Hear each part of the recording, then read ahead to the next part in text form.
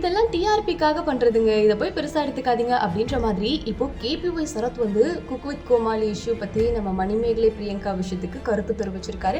ரொம்பவே ஷாக்கிங்கா இருக்கு அப்படின்னு தான் சொல்லணும். ஏன் அப்படின்னா கேபிஒய் சரத் பத்தி தெரியும், கேபிஒய்ல இருந்தாரு. இப்போ பார்த்தோன்னா குக் வித் கோமாளி சீசன் 5ல கோமாளியா இருக்கிறாரு அப்படின்லாம் தெரியும். ஸோ அவர்கிட்ட இந்த மணிமேகலை இஷ்யூ பத்தி கேட்கும்போது இதெல்லாம் நாட்டுக்கே தேவையில்லாத விஷயங்க, 2 பேர் பிரச்சனை, இது அவங்களுக்குள்ளேயே முடிச்சுக்கிட்டா சரிதான். இதை வந்து தேவையில்லாம பப்ளிஷ் பண்ணி போஸ்ட் போட்டு வீடியோ போட்டு அவங்க போஸ்ட் போட்டவங்க பணம் சம்பாதிச்சுட்டு தான் இருக்காங்க. தேவையில்லாத நம்ம தான் இப்போ முட்டாள் ஆகிட்டு இருக்கோம். இதுக்கு எல்லாமே காரணம் ஈகோ மட்டும்தான், வேற எதுவுமே கிடையாது. நான் ஏதாவது ஒரு கருத்து சொல்ல போய் என்னையும் சொம்பு கும்புன்னு சொல்லிடுவாங்க, எனக்கு எதுக்குங்க தேவையில்லாத வம்பு அப்படின்னு சொல்லியிருக்காரு. அதே மாதிரி நான் யாருக்குமே சப்போர்ட் பண்ணவும் இல்லை, பண்ணவும் விரும்பலை. இது எனக்கு தேவையே இல்லாத வேலை. ஏன்னா இன்னைக்கு அடிச்சுக்குவாங்க, நாளைக்கு சேர்ந்துக்குவாங்க. இது எல்லாத்துக்குமே காரணம் டிஆர்பிக்காக பண்றது. எது சேனல் டிஆர்பியான்னு கேட்டீங்கன்னா கிடையாது. அவங்க ஃபேமஸ் ஆகிறதுக்காக ஒருவேளை அவங்க மேபி ஃபீல் பண்ணிருக்கலாம், நம்ம ரொம்ப ஃபேமஸா இல்லையோ, நம்மள மக்கள் எல்லாரும் மறந்துட்டாங்களோ, சரி நம்ம கொஞ்சம் பேசு பொருளா இருப்போம் அப்படிங்கிறதுக்காக அவங்க டிஆர்பிக்காக இது பண்றது தானே தவிர வேற ஒன்றும் எனக்கு பெருசா தெரியல அப்படின்றாங்க. உடனே அங்க இருக்கிறவங்க மணிமேகலை சொல்றீங்களா அப்படின்னு கேட்டது, வணக்கம்ப்பா நான் கிளம்புறேன் அப்படின்ற மாதிரி கேபிஒய் சரத் வந்து நைஸா எஸ்கேப் ஆகியிருக்காரு.